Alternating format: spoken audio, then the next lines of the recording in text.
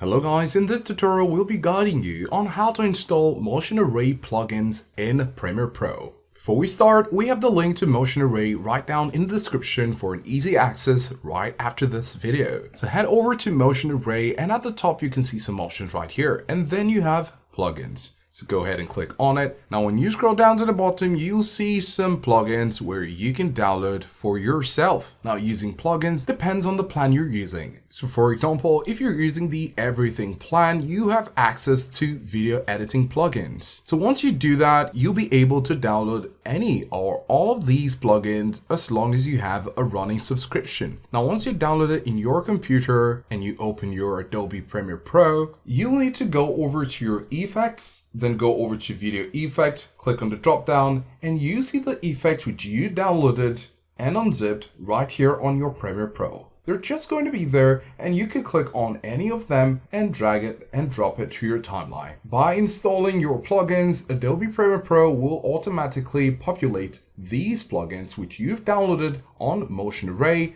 into your Premiere Pro. So once you follow these steps, you can look for your plugins right here under the video effects and drag and drop them on your clips to enjoy how they look. Don't forget to check the link to Motion Array in the description down below, and do let us know if this was helpful, and thanks for watching.